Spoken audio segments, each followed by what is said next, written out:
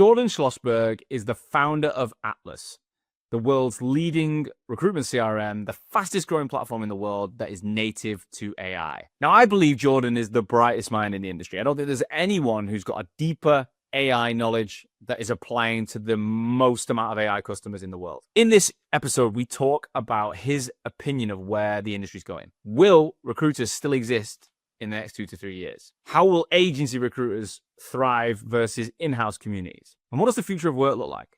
Are we all going to be working in jobs like we do today in the next 3 to 5 years? Jordan's opinions and thoughts surprise me. Jordan, welcome back. Episode 3 of you appearing on the RAG podcast. It's amazing that I'm actually wanted this much. 3, Jesus Christ. I thought people would be bored of me by the... Maybe they are. No, they're not. They're not. They're not. This is the first one we've done remote, I think, though. The others have been in the office. It is. Yeah. I kind of like the ones in person, I must say. No, they're good. They were good. But strategically, I've dropped it for a season just to be a bit closer to the family. You know what it's like being a father. I know what it's like. It must be a real schlep to go down around London for these big events, and you've got to get all the people in the same place. I get it. Do you know what? I enjoyed every minute of doing it, but you do look at the cost to the family and you think, like even last week in Birmingham for 3 days, it takes a lot out. And, I left on Wednesday morning, came back Friday night, and you can just see the energy in my wife is different. And I'm just like today I'm doing this, but I've just fed them all and sorted all stuff out, and I'm able to do more. And that is the most important thing to me this year. It'll be different when she's in nursery and stuff. It'll be different, but at the minute she's still in the house every day. Oh yeah, no, I agree, mate. I agree. Got to do what's best for the family. That's very true. I promote that a lot, as you probably know. Yeah, absolutely. The value exchange of what is more, what is enough, that kind of stuff. Do you want to build your business at the expense of your family? The answer for me is firmly no. Jordan, look, I mean, I don't think I need to do much of an intro anymore, but I will ask you to do a quick intro as to who you are, just the 30 seconds elevator of you and Atlas. And then what we're going to talk about today is let's get an update. It's been about 5-6 months since we did the last pod. Where are you at as a business? We've got some exciting stuff to announce, what we're going into partnership with as well. And really, I want to talk about AI in the industry and really what you think. I think there's some real misconceptions, some real errors people are making. I'd like to get your thoughts and see if we can help people find a bit of clarity today. Understood. Yeah. So great to be on once more. I am the founder of Atlas, which is the first and still only post-AI platform for recruiters in the market. We are clearly and definitely the fastest growing, which is fantastic. And the whole concept is memory. Atlas remembers everything that everyone at your company says, hears, reads, and writes. And with that, it tries to automate as much of the low-value work as possible so you can focus on billing. And what's fantastic is that now we're over a year old, we now have those fantastic success stories that confirm what we've tried to build. People and our clients are very clearly showing quite large growth, and especially in a difficult market, which is really nice to see. So that's us. And yeah, very excited to talk about this fantastic little collab that's coming up. Yeah. And AI, as if you haven't heard about it enough. No. I think, but is all AI good? Well, let's get into your thoughts on AI and what I think you're one of the most advanced AI users I know, which is probably why we've decided to partner in what we're doing. But firstly, let's just look. One of the things I got a message last night off one of my clients, Mark Thomas. I think he originally signed up with Bullhorn, and I said, mate, as a startup, you've got to look at Atlas. And he texted me last night saying, mate, I'm so glad you introduced us to Atlas. What a bit of kit we've got. What when you say people are outperforming the market or performing well, what are you actually seeing in your client base right now? Because I'd say the same thing. There's obviously tough conditions, but I put it down to a lot of the way people are set up, the mindset they've got, and the people they hang around with. I've got some clients that are absolutely fine, but what are you seeing? So with respect to people using Atlas, the themes I get is I actually do a lot less admin now. I just do these calls and they're just there, and I can recall them wherever I need. If I'm writing a report for a client about a candidate, I don't have to worry that I can't remember all those phone calls, LinkedIn's, emails, texts, interviews. It's just all there. And so that's allowing people to write and create and present candidates in a way that's just not been possible before. And it doesn't need to be like a overly jazzy presentation where you've got all these lovely colors and whatever. It's just clean professional branding, but knowledge. It's called the forgetting curve, and it says there is a guy that studied it. It's actually a very old piece of study, and it says about the fact that you forget roughly 50%, just over 50% of everything you hear within an hour. And then it's down to 25% at the end of the day. So the point is that everyone, can do great work in the moment, but that great work disappears. And if you don't record it all. And then, of course, people have note takers now, but they're not integrated. So there's a bit of lost in translation when those notes go from the note taker itself to Atlas, to another CRM. But Atlas doesn't need that. It has its own note taker and everything is synced. So we see that I now win clients better because I can pitch like a demon. Yeah. It's when I'm delivering products, or delivering a work, it's just now a level that's never been possible without a ton of work. And then it's just, I've got more time free to do the stuff that adds value. And what's even more exciting is that we've got 3 or 4 releases over the coming even weeks. And some might even be out by the time this goes live, that's going to fundamentally change BD again. So that's what we're seeing. It's everything we've tried to do is now showing in our clients' revenue and in the fact that they're growing their seat count. So there's hiring going on. People are hiring recruiters in your network. Yeah, we are seeing. We are seeing now a constant growth rate of seats. So when I do my models, I'm thinking, how much are we going to make next year? Historically, I just assume, okay, every salesperson can probably do this many seats, and I just extrapolate that to next year, and then I spend $500 million that I'm going to sell the business for in 5 years in my mind. But now there's another line, which is upsell, because every day we are getting new seats from existing clients now. And obviously that's great to see, because one thought was, I'm not quite sure if the 500 seat recruiting firms are ever going to be able to move because of all of the complexities of moving both the software and the service that you offer. Business transformation. So we had to hope or see that could we enable the next 100 seaters. Either we can win those 500 seaters from Bullhorn, or we can enable today's 10 seater to become tomorrow's 100, 200 seater. And those are both equivalently good ways of growing. And there's green shoots there that people are going from, like you say, 1 to 5, 5 to 10, etc. Yeah. I think one of our clients, the best one I've seen, started at 4 seats 9 months ago, and now at 15. Wow. So really, really good stuff. Yeah, that is really cool. And in terms of your own business, just as an update, I think last you said you were running at like $1 million ARR. So we crossed $1 million ARR in 10 months. It's amazing of billing, and it's going really well. I promised the team, and I regret this now. I said to the team when we crossed that, I said, if we can get to $3 million within 12 months, I will make sure that we do a company trip to Barbados. And now I'm like, I should have really said 6, to be honest. Yeah. Because the team, and I will stand by it, unfortunately. I'm going to be going too, so I'm cool. But it's been great. The onboarding's been fantastic. The clients we brought have been really great. Not just in just using the platform, but actually giving fantastic feedback and thoughts of where can we do better.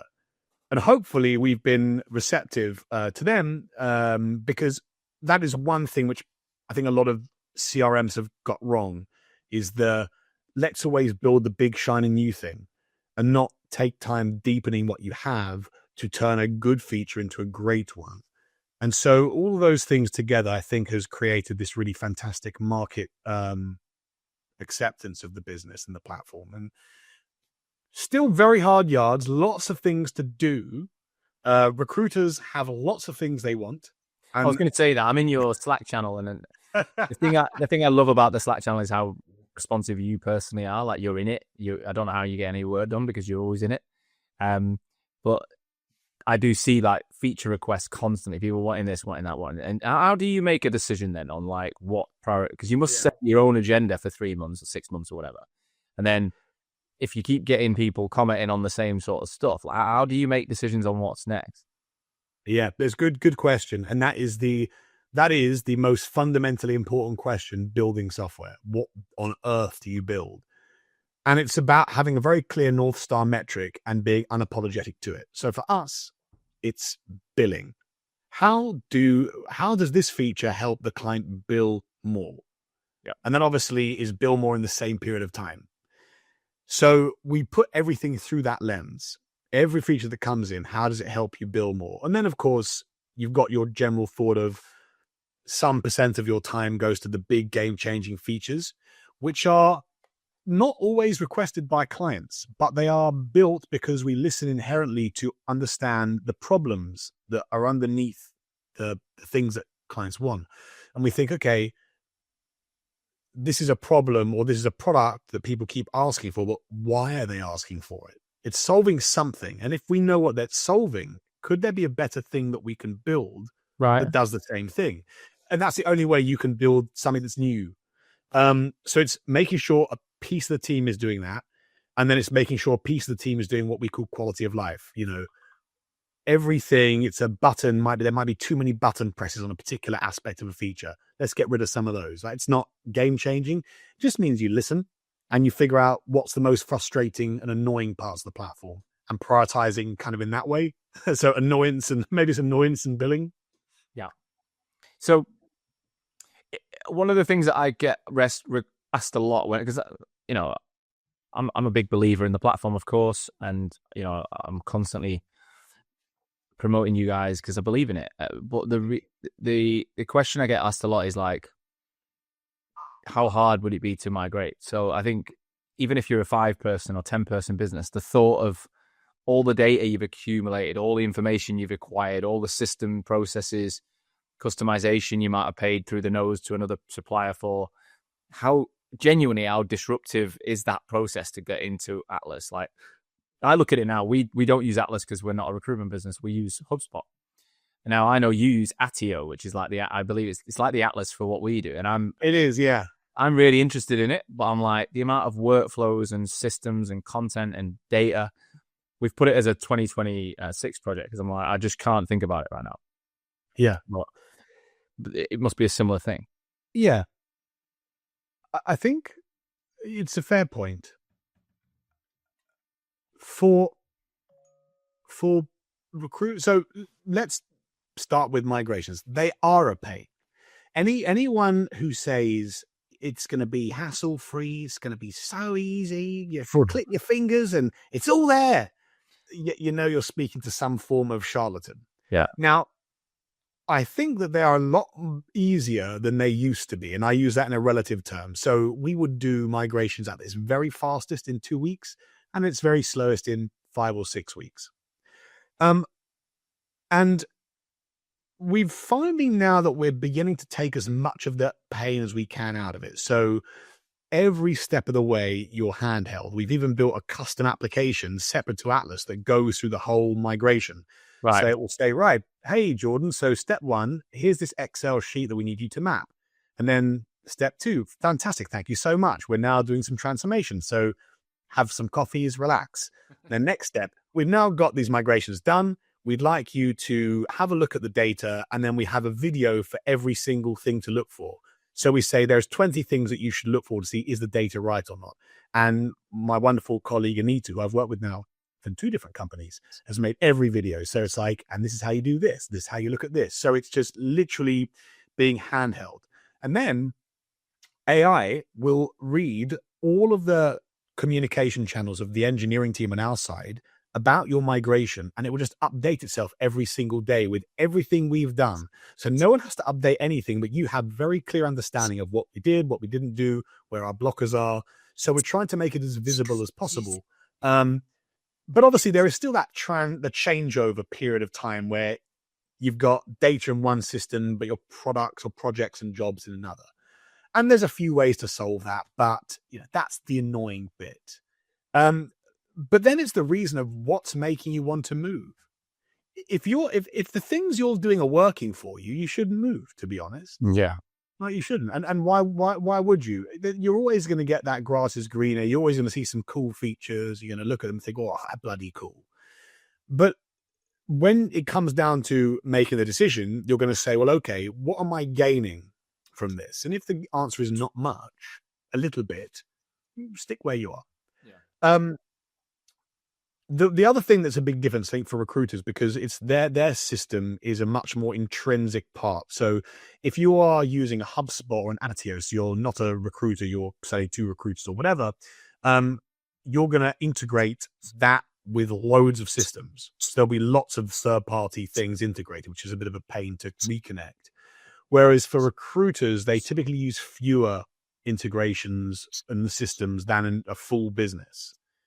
And so if you can just internalize a lot of those products, which we have, and make sure that your integrations with the core stuff is there, which we've done, like Xero, finance, whatever, then it's okay. And then finally, it's the case of you're going to move if you can see a big revenue opportunity. That's pretty much it. And I think what I would say is that, you can make a good enough stack. You can make a good stack if you take a core system and bolt on lots of cool things, and you get something quite good.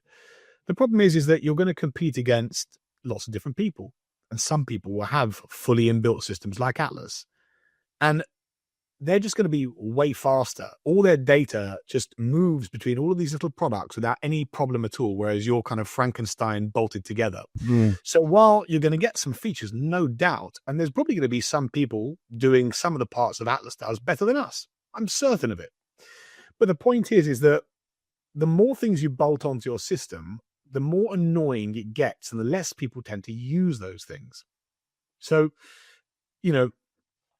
cutting a short story long, I suppose, is you shouldn't be worried about moving for the sake of a pain of a couple of weeks. It is a pain.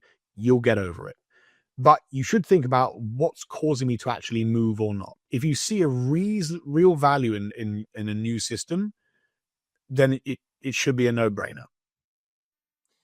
I think the main thing that you said was that you say the syncing of memory that I just think is so powerful, and it really is everything to a recruiter. Like, your memory is everything. Like, I'd say my memory is strong in general, and it was always one of my biggest assets as a recruiter.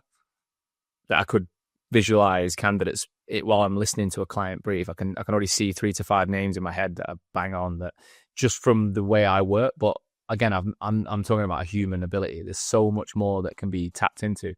So it's, yeah, I find that part exciting. Now let's move into the AI conversation. So if you take, this is kind of one side of AI, which is efficiencies and improvements. And then there's the big argument around whether AI is going to replace us, whether it's going to disrupt the industry. I was on a podcast with Ezra Chapman, Curious, a couple of weeks ago. It was released, and it was a great chat with some really interesting people, Hung Lee and Ben Stocken. Cool. We came to like a pretty cool conclusion, I think, that we don't think it's complete Armageddon for the specialists, but it's going to be about how you use AI rather than AI completely replacing you. That's how we feel. But again, I see you as one of the deepest thinkers and well, one of the people I know with the deepest knowledge. So if just purely from a recruitment agency lens, what does the future look like for you?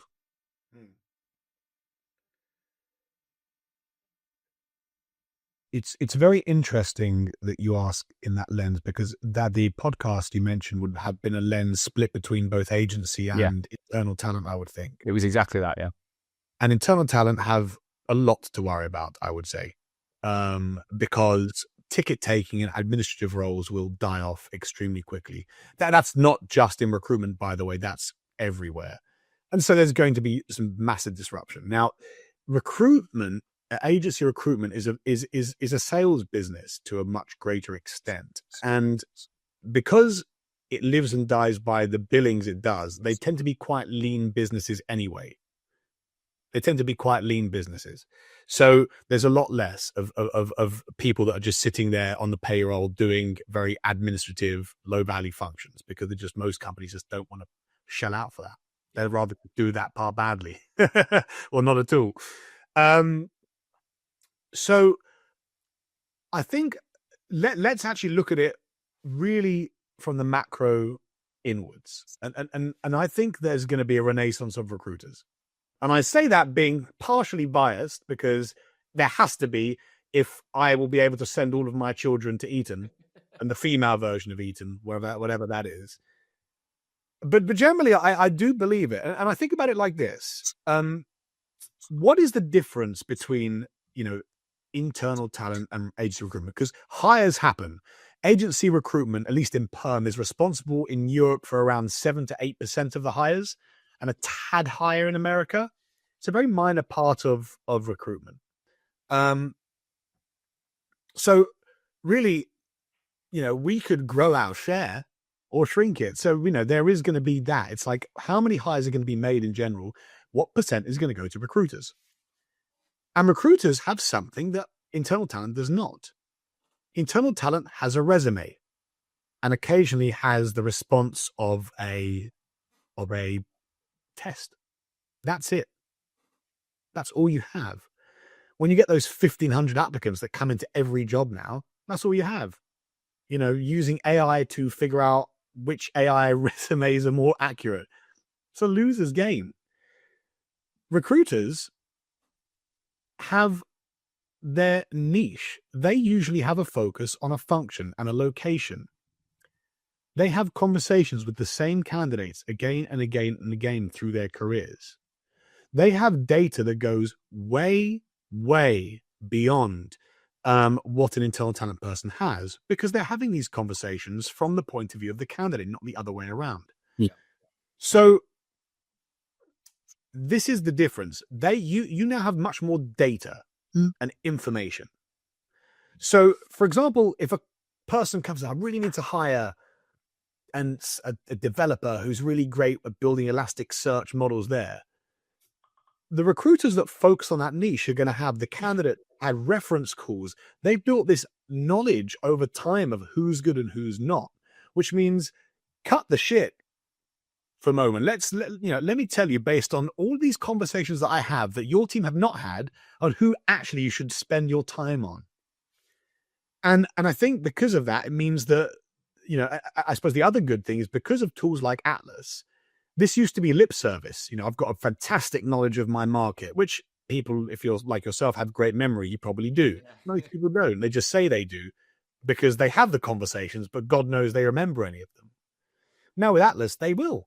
They literally have a database, well structured, that they can pull on and query that is going to give way more information, way more than any internal talent person would ever have.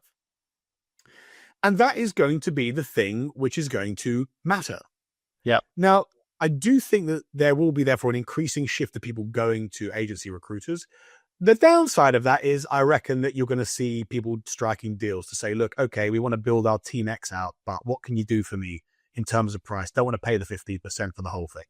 Commercial. But I do see that value chain moving there, because AI much more enables the agency recruiter than it does internal talent, in my opinion.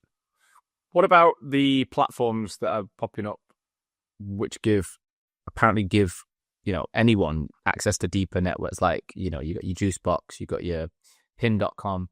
You also got the likes of Jack and Jill, which are purely automated recruitment agencies that are ringing candidates all the time, that are remembering every single bit of information and presenting candidates all the time. So they're working 24/7. They could operate mean, it could essentially effectively operate in any niche at any point. How do we compete with that? It's a good question. So let's separate those two. There is sourcing systems. I would call them non-LinkedIn sourcing systems. And then there is what I would consider to be more agentic job boards, which is what Jack and Jill and Meet Dex is, by the way. On the first one. What's that one called? Meet Dex? Meet Dex. Yep. It's a lovely dude called Paddy, who's from Atomico and is founded that business. And he's one of the smartest. I'm just getting it up while we're talking. Find an engineering role that matches your account. Is it just engineering roles, this one? No. It might start there, but the concept is the same. So for things like Juicebox and Pin, these are businesses that offer a better user experience and user interface over what is scraped data from a very large platform. Well, I'm not going to tell people the name of that platform, but it's very much indirectly scraping. Yeah. We did some research on these systems, and they have about half the profiles that you might find on a LinkedIn. So on the benefit, they're beautiful to search. Some of them got great features. Like I love Pin. I think it's a really great way of sourcing and a great way of adding a bit more throughput to your sourcing without having to bother with all the LinkedIn filters. And Juicebox got just a tremendous UX. It's really beautiful to use. Still using half the profiles of LinkedIn. Yeah. So it misses half of them. And the more people get spammed by these systems, the more they'll turn their LinkedIn systems to private. And when they've put their LinkedIn private, they will no longer sync up to these systems and they'll disappear. Yeah. So obviously, if I'm looking for a Python engineer, it's going to have flipping loads, right? There's loads of them, so it'll have loads. But when it comes down to the really specifics, they have a smaller volume. So they're great. They are very cost-effective solutions and really beautiful to use, I would say. But using them exclusively means you're essentially saying, I've got half the pool of that guy on LinkedIn, but I can search it better. I'm interrupting today's episode to talk about our sponsor, Atlas Recruitment CRM. Admin is a massive waste of time for recruiters. And that's why Atlas, the world's first AI-first recruitment platform, is built for modern agencies who don't want to do it. It doesn't only track CVs and calls. It remembers everything. Every email, every interview, every conversation. Instantly searchable, always available, and now it's entering a whole new era. With Atlas 2.0, you can ask anything and it'll deliver. With magic search functionality, you speak to it and it listens. It finds the right candidates using real conversations, not simply look up for keywords. For me, this would be massive because I spend most of my time talking to my CRMs, talking to my emails. I'm just better with voice. Probably why I got into recruitment in the first place. Now, Atlas 2.0 also makes BD easier than ever because they've got an opportunity section where you can track, manage, and grow client relationships powered by generative AI and built right into your workflow. If you need insights and reports, they've got custom dashboards that give you total visibility over your pipeline. And that's not theory. Atlas customers have reported up to 41% EBITDA growth and an 85% increase in monthly billings after adopting the platform. So there's no admin, there's no silos, there's no lost info, nothing but faster shortlists, better hires, and more time to focus on what actually drives revenue. Atlas is your personal AI partner for modern recruiting. Now, don't miss the future of recruitment. Get started with Atlas today and unlock your exclusive RAG listener offer at www.recruitwithatlas.com/the-RAG. All right, let's get back to the show. What makes me laugh is I saw someone referencing at the expo, I won't name them, but they were saying like recruitment's going to end up like booking.com, where we used to go to a travel agent to find a hotel and now we go to booking.com. And I was like, maybe for like finding a daily van driver, but the importance of finding someone to fill a permanent role or even a highly skilled contract role, it's a bit of a different decision than which hotel you choose. Like I think the complexity of the decision, the complexity of the cost makes it different. Like I can see how it's going to be disrupted that way, but I don't think, like I'm hoping, and I'm using that word clearly, I'm hoping that all the AI will push the need for a recruiter to be even greater. Because, like you say, it'll be even more noisy, it'll be even more messy, there'll be even more applications, there'll be even more options. So you're like, this guy actually meets these people. This guy actually knows them. Like, he's got the hidden knowledge. He's got the colloquial knowledge. Yeah. Go and find me someone. Like, I'm hoping that's going to happen, especially for the most important roles that companies have. Well, the question to ask that dude is, Booking.com's been around for 20 years. Technology's been around that long. So where is this application? And what means that AI creates the opportunity when before it doesn't?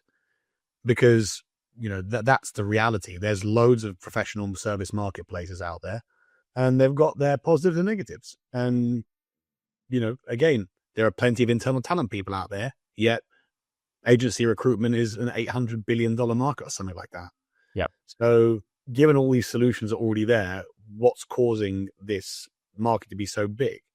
And that's the question people should be asking. Now, on the other side, with these kind of agentic job boards, they're really good products. What they are doing essentially is that they're saying, we're going to add to the resume a 20 to 30 minute call on top of that. And then it's kind of matching, but based on more information. That's what they are doing. The one thing I think they're really cool, and I think they are definitely the evolution of the jobs board. That's certainly true, because using them, and I've played around with both, like, they're brilliant. As a candidate, you speak to them and it's AI, but it just doesn't matter, because it's asking really good questions, and probably better questions than most recruiters would ask, because it's not going to forget anything. And it's not in a rush. And it's not exactly. So it can really go deep. The problem with that I'm intrigued to see is, how does that scale? Because if on the one side you're saying to 100 clients, we're going to get you the best 3 to 5 engineers that exist on the market, right? And then on the other side, you get 1,000 engineers coming in, spending 30 minutes of their time with just your platform, telling you what they want. And so now, you're going to have probably 50 of them that are the really good ones. And the other 950 are going to be crap. So are you going to send those 50 to all 100 of those customers?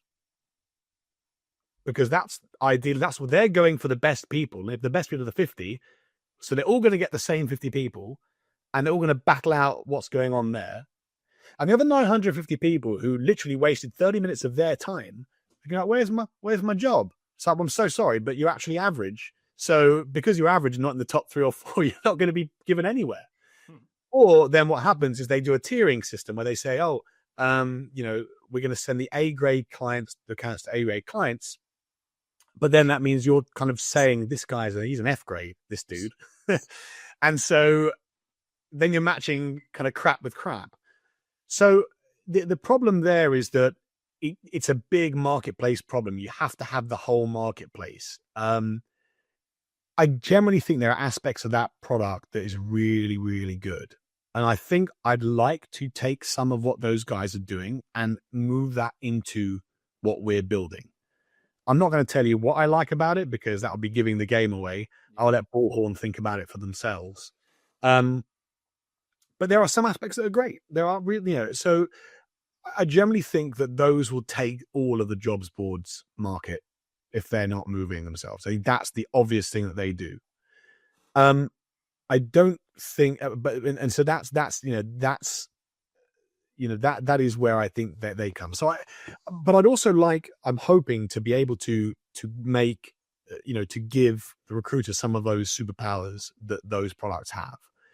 They need to be put in the right places. But the goal is generally, how can you efficiently put together candidates from your database without annoying them, is generally where it is. I like it. What do you think of the messaging? We talked about this a lot on that podcast I was on last week, like the messaging around it's essentially Armageddon by 2030, right? That we're not going to be in employment. 50% of US individuals are going to be unemployed. There'll be, billion-pound companies with one employee. And as a founder of a growing startup, a technology business, are you looking at it thinking, well, if I could achieve Atlas's goals without hiring any more people, like that'd be the goal. Like, is it in your mind? Because that's, if corporations are just thinking, right, I just want to I want to just hit performance goals without headcount, they're not going to affect not only to the recruitment industry, but just to individuals in general is going to be huge. I find it difficult to comprehend the complexity of that challenge. I can still think people can't speak to each other individually very well. There's always silos in every company. Technology has always been bad for this in terms of talking to each other. So I'm only going off my amount of knowledge. I think there's limitations to that idea, but again, it could just be propaganda. People like your Mo Gaudat's of the world trying to create their own name, but there's some pretty intelligent people that have got a pretty bleak outlook on where employment in general is headed.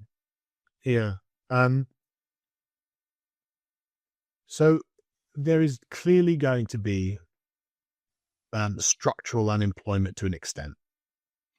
Now, the reality is this, right? You have companies and you have people. And just to keep it simple, an economy works by money flowing between those two things. Yeah. Companies pay wages are spent on thingies, and the money cycles back and forth. Yeah. Now, if these are the companies, if they say, right, we're going to cut half our workforce, let's say it's £100 going back and forth. So we currently get £100 of revenue and we have to pay £100 of cost for our salary. So let's just cut half the salary because of AI. So these guys now, £100 revenue, £50 cost. These guys don't have £100 of salary. They have £50 of salary. So there's £50 of salary to spend. So are these guys going to get £100 now? No. You forget that there is two sides to the equation. If there is unemployment, there is no money to spend on things. That's what I say. That's what I keep saying. Yeah. Yeah. Now, obviously, it's not going to just be a smooth line like that. There is so many pieces of evidence of structural unemployment where people, they are in a particular, they have a particular skill set, and that skill set is no longer demanded, and then they have to retrain. That is 100% going to happen. I think the Armageddon here is for the expensive, low-value, white-collar admin roles.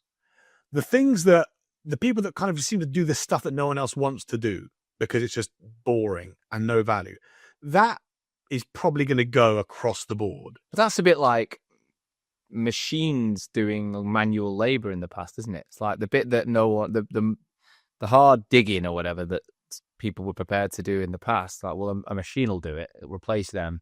Yeah. It's the same sort of concept. It's not overly skilled. It's just hard and undesirable, and it's more efficient to use a machine. It's going to be quite similar concept there. In the 60s, I put a LinkedIn post about, I took 7 quotes from the 60s about the Armageddon of technology. And you could so be, I'll send it to you afterwards. You could so easily see those things being said today. Yeah.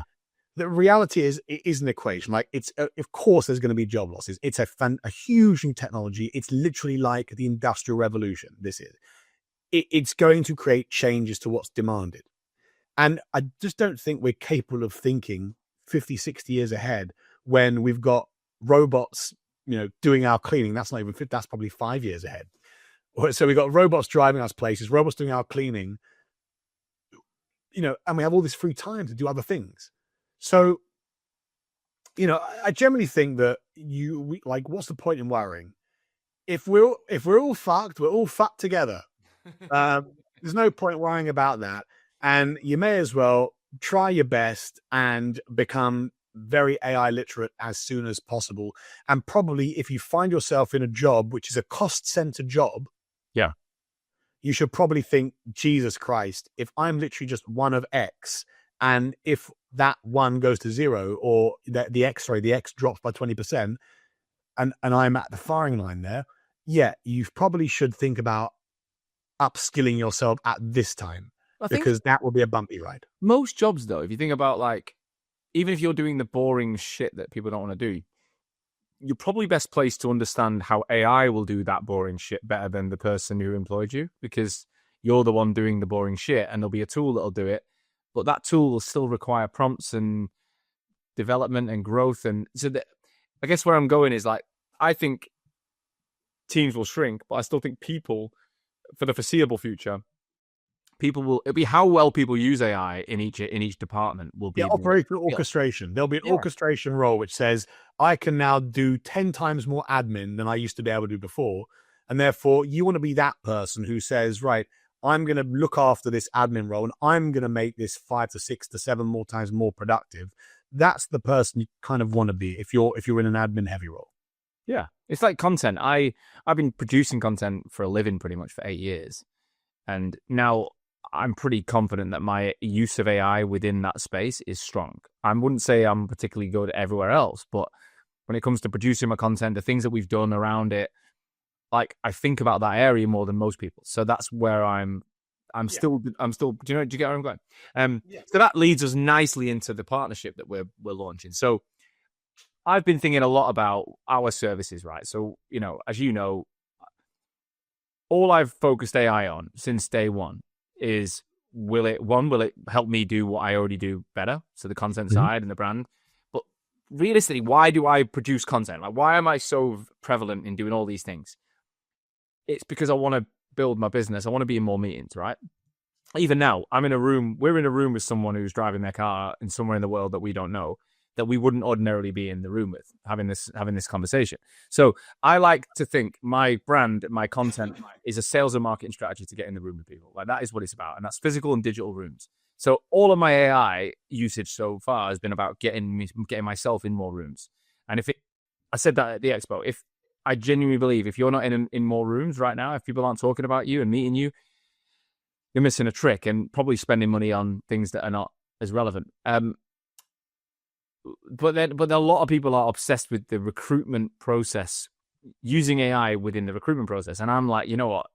As good as my knowledge is of the industry, I don't actually recruit all day anymore.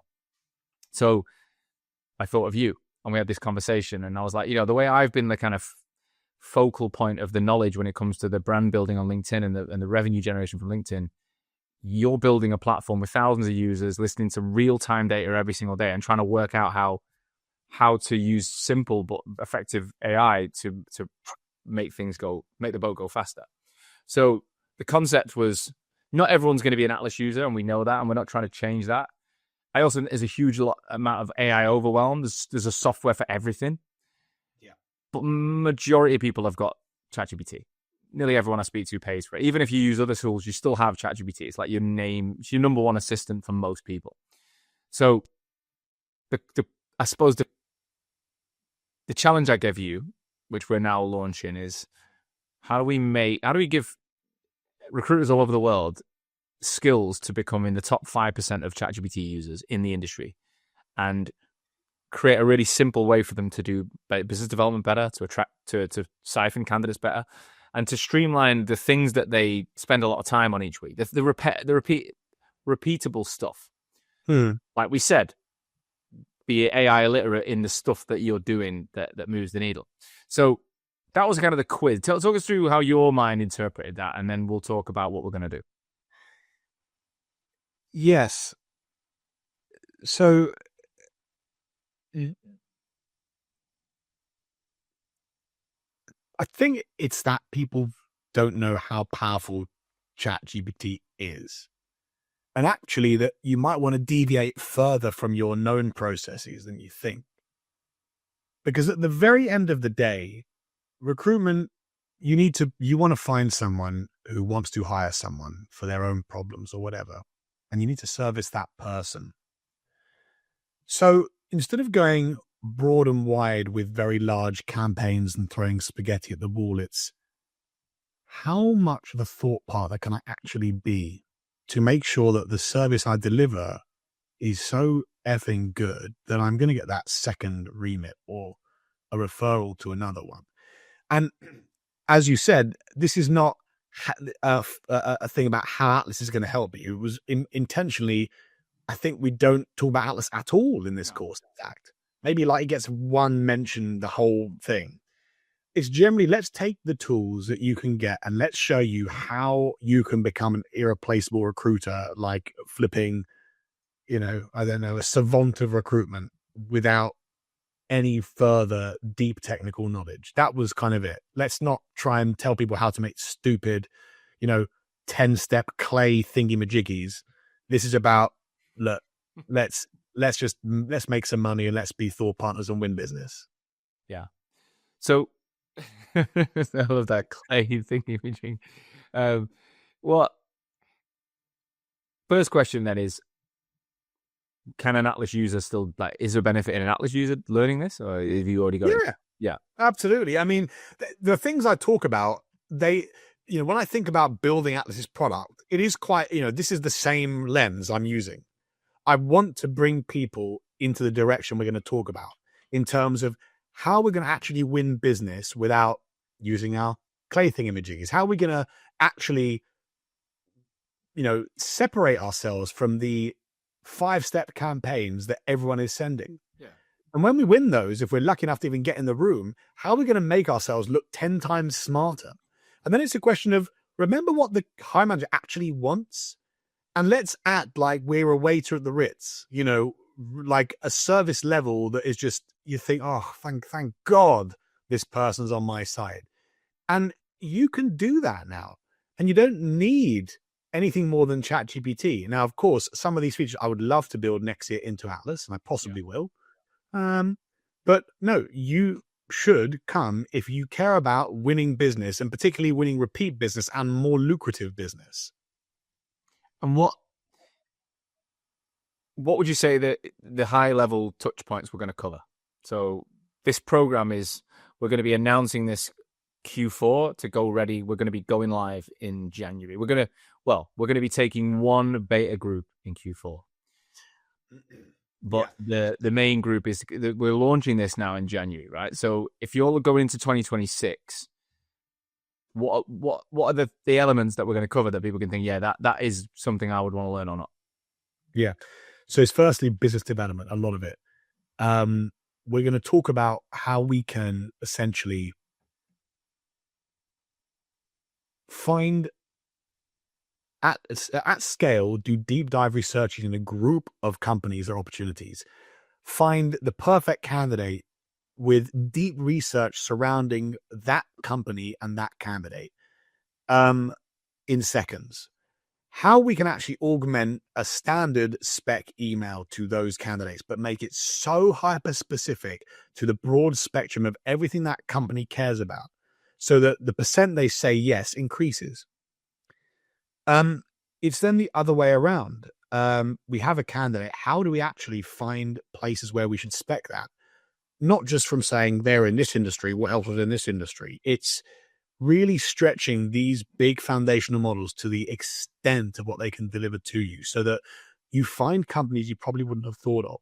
But when you approach them, the approach is so much more specific. The chance of someone saying yes increases. And then if you're lucky enough to get to that stage of getting to intake meetings, what do you talk about? How do I make sure that I've got everything I need to deliver a Ritz-like service, which people are going to care about? I love that. It takes a flipping lot of time. I love that. And it's about, how do I show them, not like an idiot, how do I show them quietly and subtly that I really understand their business? And that's the beginning of the game. And then, of course, when we do our sourcing, how do we then make sure we've asked the right questions to know exactly what we're looking for? How do we find roles that might not have the same keywords? So if you're a data recruiter, you might not know that DBT is built on SQL. So you might be searching for DBT as a keyword, not realizing that SQL actually is probably okay, right? You just might not know. But let's take that 10x, because holistically, you need to understand markets to the same level, if not deeper, than those who are giving you those remits. And AI helps you. And finally, when you do those calls, and the only reason Atlas comes along is we get to the note taker section and we use Atlas, or I've used Atlas, but you could use any note taker, to be honest. It's when I do these meetings or these interviews, how do I really understand what this person has said? How do I cut through the noise of the conversation to actually understand, did I get the things I wanted? Is there nuances? As an example, I had an interview with the product manager just a moment ago, who was a very nice lady, but I will probably reject her because there was a few little things which she said, which, one of them, for example, was about me thinking about product as finding the underlying problem and then building a solution. And she made a point about it's all about finding out what the client wants, i.e. she just does the solution. And that little thing was what I, as the hire manager, cared mostly about. And I even put it on the job description we put out. So if you knew what you were doing, you could get AI to say, because this little sentence here, there's a risk factor that this person is not the right person. You can make AI really do this at scale. And that means that when you deliver people, as a recruiter, it's not about what you think is good about the candidate. It's about really understanding what the client really actually wants, and then just saying, this is why this candidate meets these criteria. And it's how do I make sure I do that and deliver that service with AI so I look like the most knowledgeable partner they can find. I love all of those areas, which is why we've decided to do this. It's going to be delivered in a similar style to the personal brand bootcamp that we deliver, or the newly branded LinkedIn Revenue Bootcamp, because we feel like it really is about LinkedIn revenue as opposed to just personal branding. I don't think anyone wakes up and wants a personal brand. I think they want to make money on LinkedIn, and it just so happens that's part of it. It's not the only thing. But it's delivered. We're gonna be delivering this live, obviously online, virtual, but live training. We believe in live training and working one-on-one with people as well as in group settings. How much time do you think people are going to have to put into not so much the learning, because they're going to be joining us for an hour a session, but actually putting it into practice? How are they going to? Is it going to change massively, add to their workload that they're doing today? No, it's so. The good news for the future pupils of this course is that I'm not new, in fact, to training. My first business, an expert network, quite similar to recruitment in that instead of placing someone permanently, you are organizing a conversation between someone who wants to learn something and someone who knows that something. And I built a training using a lot of psychological concepts to make you retain knowledge without noticing you're retaining knowledge. And it turned out that the first cohort of our associates who took that made something like 35% more revenues within 2 months than the ones who didn't. It's a very interactive course, so you don't have to listen to me prattle on endlessly. And it's designed to be very, very specific. Like, we are going to take things that you're working on now. I'm going to use those. I'm going to workshop those things so you can come out of every single workshop with, okay, I know exactly what I'm going to do now on this role that I'm running or this piece of PD that I'm doing, and hopefully get a better return. Mate, I love it. We're gonna be putting in the show notes a link to request information, because it's going to be, we're going to be only going out to a very captured audience, or we're going to offer in a capped amount for the first cohort. So if you want interest, if you want to register your interest for this, then just fill in the form that's attached to the show notes. If you listen to this in 2026, then that's gone, but you can still get in touch with us regarding this program. So to recap what we've said, I think we're on a similar. Obviously, we've got to be positive because it's the industry we're in, right? But I've got this kind of mission now to kind of.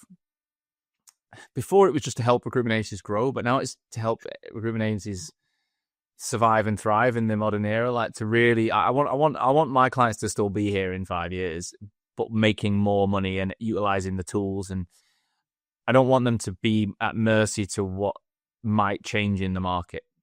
And there's a lot of that. There's a lot of fear around the market conditions. And I think if we're good business owners, we're good recruiters, we're good leaders, we can be adaptable, we can shift, we can pivot if we need to, but we can also make sure that we are a brand, we're a name that stands the test of time. People will want to work with us when things get more difficult.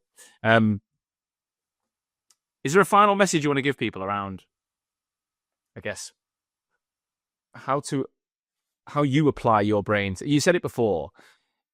If we're all fucked, we're all fucked. I get it, but like, how do you calm the noise? Because there is a lot of noise, and I genuinely must see people. I see people every day who are just like, you can see this fear in their eyes around. Before it was like were just thinking about the growth of their business. Now they're thinking about the longevity of their business in a completely different way. Yeah.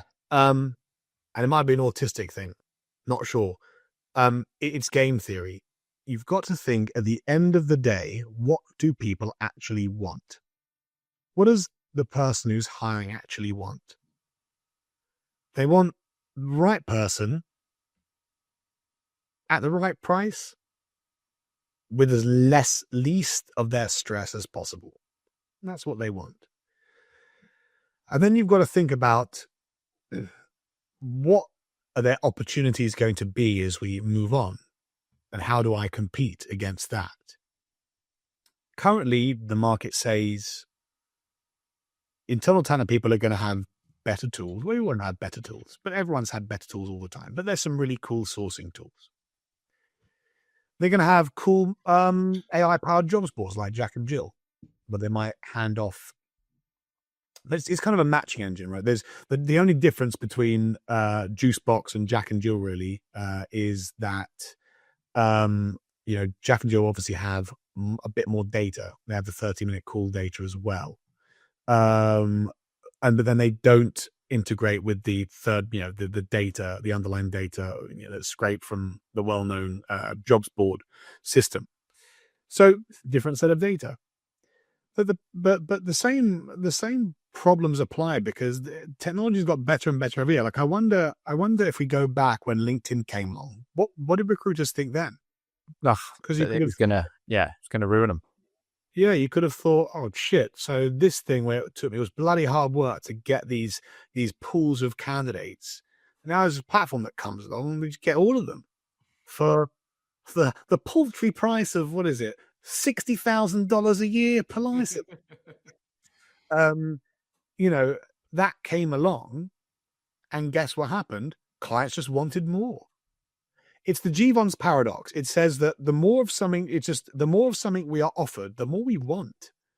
It's funny because I find myself getting angry at GPT when it gives me a shit answer. Oh, fucking GPT, stupid idiot.